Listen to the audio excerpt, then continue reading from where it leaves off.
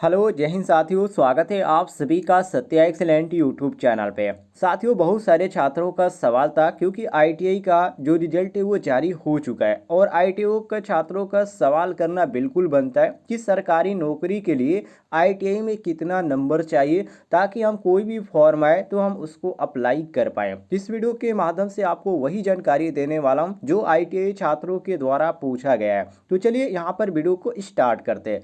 सबसे पहले मैं आपको लेके चलता हूँ एक वेबसाइट पे, जिस वेबसाइट पे आपको सारी जानकारी इसके बारे में देखने को मिल जाएगी। इस वेबसाइट का लिंक मैं आपको इस वीडियो के डिस्क्रिप्शन बॉक्स में दे दूंगा, वहां से भी आप पढ़ना चाहते हैं तो इसके बारे में पढ़ सकते हैं। साथियों, यहाँ पर आप पढ़ सकते हैं जिसमें साफ साफ लिखा गया है कि सरकारी नौकरी पाने के लिए आईटीआई में कितना प्रतिशत चाहिए। तो यहाँ पर आप पढ़ सकते हैं कि इस पोस्ट में आपको ये जानकारी दी गई है कि आईटीआई में यदि आप पास आउट है तो सरकारी नौकरी के लिए आपको कितना नंबर चाहिए। सबसे पहले आपको इसके बारे में ये बताया गया है कि भारत में जितनी भी यहाँ पर कंपनियां हैं, टोटल कितनी कंपनियां, 300 यहाँ पर कंपनियां हैं जो कि सरकारी कंपनियां हैं, जिसमें आपका जो आता है वो 3 भागों में इन कंपनियों को बांटा गया। मतलब कि 300 जो यहाँ पर सरकारी कंपनियां हैं उनको यहाँ पर 3 भागों में बांटा गया। सबसे पहले महारत्ना है, उसके बाद नवरत्ना है और यहाँ पर तीसरे नंबर पर आता है मिनी रत्ना। अब यहाँ पर हम बात करने वाले हैं कि महारत्ना में कितने, यदि आपका आता है कोई भी कंपनी के अंतर्गत वैकेंसी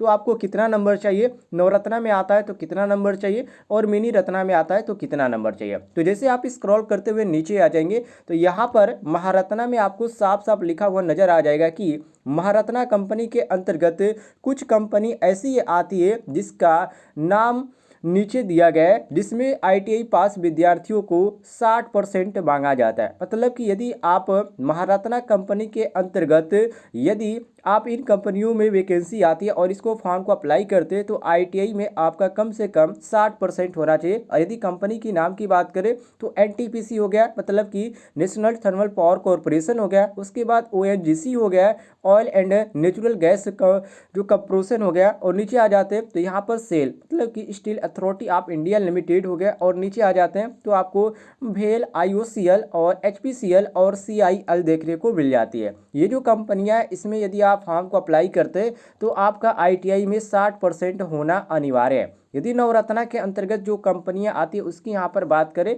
तो नवरत्ना के अंतर्गत जो कंपनियां आती हैं उसमें 50% मांगा जाता है। आपका आईटीआई में 50% है तो आप नवरत्ना के अंतर्गत जितनी भी वैकेंसी आती है उसमें फॉर्म को अप्लाई कर सकते हैं। जैसे कि बीईएल हो गया, उसके बाद यहाँ पर कॉन्स्कॉर हो गया, ईआईएल हो गया, और यहाँ पर एचएएल हो गया, बीएसएनएल हो गया, और यहाँ पर नोल्को हो गया और एनबीसीसी हो गया। ये जो कंपनी है इसमें आपको 50% यहाँ पर मांगा जाता है यदि आप इसके अंतर्गत फॉर्म को अप्लाई करते हैं। नीचे आ जाते हैं तो यहाँ पर आपको मिनी रत्ना देखने को मिल जाता है तीसरे नंबर पे। मिनी रत्ना में साफ साफ लिखा गया है कि मिनी रत्ना कंपनी के अंतर्गत जो भी कंपनी आती है उसमें आईटीआई विद्यार्थियों का प्रतिशत का कोई मतलब नहीं रहता है। जो छात्र एनसीबीटी या एससीबीटी से आईटीआई पास किए वो लोग अप्लाई कर सकते हैं। मिनी रत्ना कंपनी में इनमें प्रतिशत का कोई मतलब नहीं होता है। तो ये जो है वैकेंसियाँ जो आ रही है उसमें देख सकते हैं जो ज़्यादातर नवरत्ना है और यहाँ पर महारत्ना है उसमें ज़्यादातर यहाँ पर आपको 50 या 60% ही मांगा जा रहा है।